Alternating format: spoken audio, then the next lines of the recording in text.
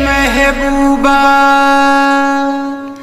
देखी तू आके जा खुश रह पियावा के पाके।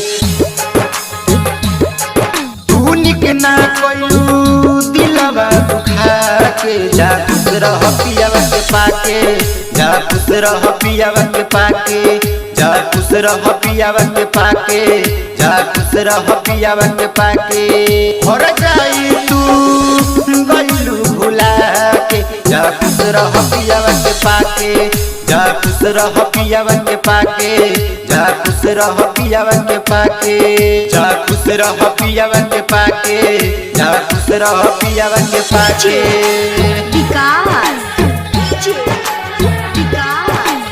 Mix by RRT digital recording studio छड़ादानो मटियार कला सीतामढ़ी।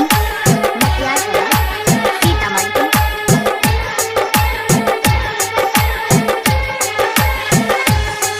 अरे इतने दिन के आइल रही बन के ईश्वर से दुआ कर अगला जन्म के।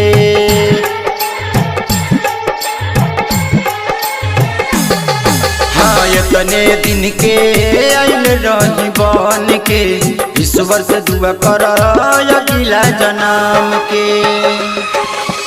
दिल न दुखई हो प्यार बहई हो सावन 10 बरसा के। जा खुश रह पियावा के पाके। जा खुश रह पियावा के पाके। जा खुश रह पियावा के पाके। जा खुश रह पियावा के पाके।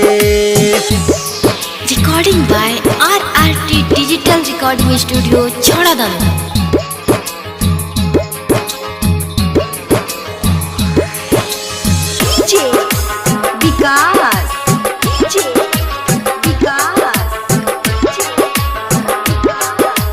मटियार कला सीतामढ़ी। मटियार कला सीतामढ़ी। रब से भी ज्यादा तोहरा के चाहनी दर्द जे दिलू पर के सहनी।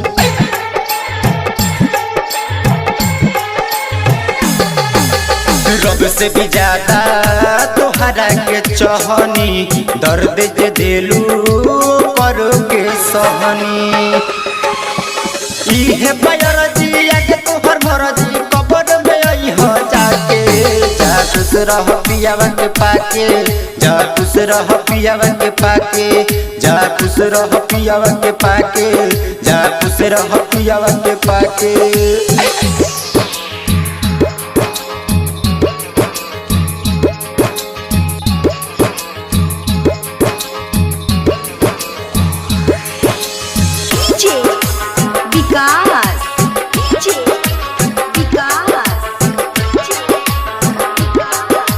मटियार कला सीतामढ़ी। मटियार कला सीतामढ़ी।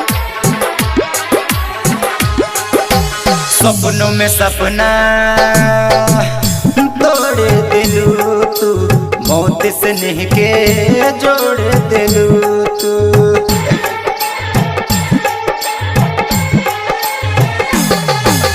सपनों में सपना तोड़ दिलू तू मौत से नहीं के जोड़ दिलू तू। राहिरों की प्यारा कौशल कुआरा के छोड़ दी हलू तू ढाके। जा खुश रह पियावा के पाके। जा खुश रह पियावा के पाके। जा खुश रह पियावा के पाके। जा खुश रह पियावा के पाके। RRT digital recording studio छड़ादानो।